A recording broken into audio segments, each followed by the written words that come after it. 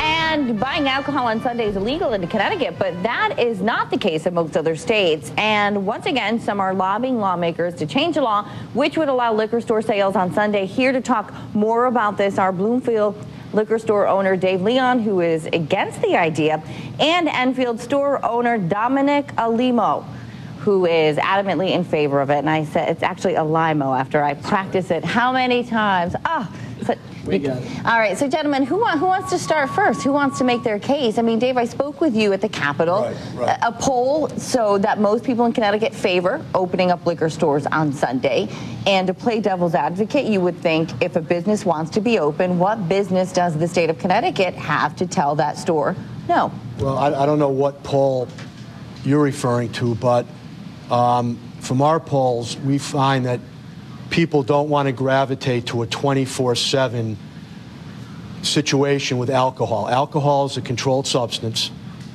We are trained to sell alcohol, and we feel that by going to a Sunday situation, that's a first step to going to a 24/7 alcohol situation. You know, and where is that right now? Where do they have a 24/7? Like Louisiana, New Orleans? There's some states that have that, but what I'm indicating is a 7 days a week, which would be Sunday, would lead itself to that, that type of environment.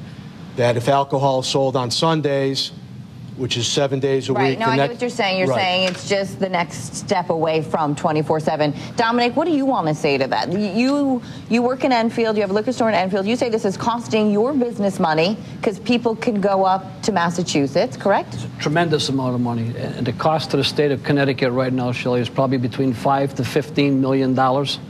That's on the table right now. They've been leaving it there right along. And you know the budget situation we have in Connecticut, they should take every penny they have. But speaking to Dave, I know Dave said to you that he said his poll, he didn't tell you what the poll was. But the real polls are, the Quinnipiac poll of Connecticut says 54% of the people, the consumers, want Sunday liquor sales. The Pulsar research poll has 71% of the people want Sunday liquor sales. 65% of the people went over the border, and 73% of border town people shop over the border all the time. So, without talking about polls, you're saying that this is unconstitutional? It has been found unconstitutional in 1982 by the Connecticut Supreme Court. Having to do with what again? What was at Sunday, it was the constitution of blue laws, and that was part of it. And then in 1993, December, the car dealerships took it to court. It was over car dealerships. They couldn't be open on Sunday. Car dealerships, package stores, and hunting on a Sunday were the only three things left. But the constitutionality says that blue laws were all illegal. Either everybody can open a business or nobody can open a business. Aren't blue laws, don't they stem back from Puritan colonial times, correct? Shelley, you're absolutely right. Am I right on that, Dave? Well, I think I'd like to step in. I think we're getting away from the issue. Okay. The issue in this budget session is adding revenue to the state of Connecticut. That's why this whole Sunday sales argument is opened. And people in Connecticut buy in a stock-up fashion. They buy starting Thursdays for the weekend. Connecticut has the highest average per sale purchase in the country. And that's because people stock up and they buy for the weekend. That will completely disappear. The $5 million that the state of Connecticut projects will happen on Sundays will not happen, because Sundays in most other states, especially in the Northeast, is incidental sales. Somebody runs out of a six-pack of beer, they run out, a lot of times impaired, they drank their last beer, they go out. So my point is, Massachusetts just passed this week a sales tax on alcohol. They've never had sales tax on alcohol. They just passed a 6.25% sales tax, which basically means people that were running across the border, in a lot of cases to save money, that will not happen. All right, why don't we do this? Why not just say, all right, if you want to close your store on Sunday, fine. And if Dominic wants to keep his store open on Sunday, fine. Why not? I mean, I know you're saying it's a controlled substance, but there's many things that are controlled substances. We're not legally allowed to do that. Right, I know, but you're fighting it because you're saying it would also hurt competition, because if you were forced to, if he was open on Sunday, you would have to be open on Sunday as well. Right, well, correct? Well, if you're a licensed off-premise package store in Connecticut and you have to be open a certain amount of hours that are specified. You're saying it would force you to be open and cost you more. You'd lose money because you'd have to have your employees there. Well, of course. I mean, obviously, if you're open more hours, you're against it. Right, increased overhead and so on. But I'm against it because it's going to be less sales. Okay, I'm sorry. You've had a lot of time. Dominic, you know what I want to ask you? Yes. You've been calling me relentlessly, and I do want to talk to you because you're saying that there are folks at the Capitol who won't vote on this. That's correct. Because they're being heavily influenced by lobbyists. That's correct.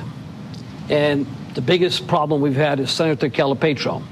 He is, and along with Carol Hughes, who's a lobbyist, who's a hired gun for the Package Store Association. Now, they're only speaking for about 240 liquor outlets, and if they pass Sunday liquor sales, you'll have about 2,500, including grocery stores and 7-Elevens.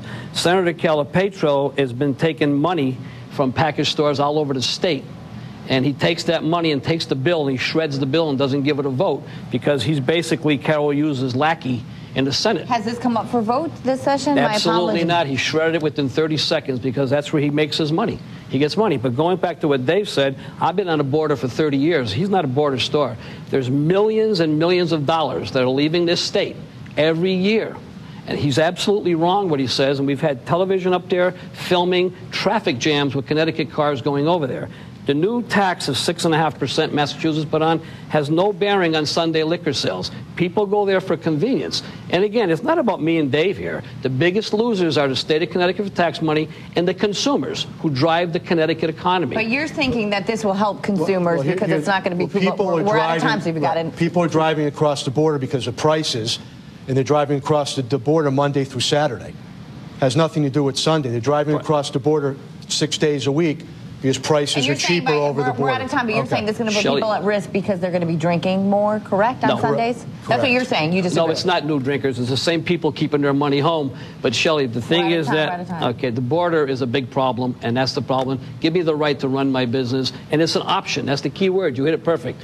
Dave doesn't have to open like every other industry in the state of Connecticut, a bank, a donut shop, and you can buy liquor at a winery today, at a restaurant, anywhere you want. Sorry, Dominic. All right, thanks, guys. I appreciate your time. I should have given you more time. Don't go anywhere yet, though. All right, and don't forget, if you missed something on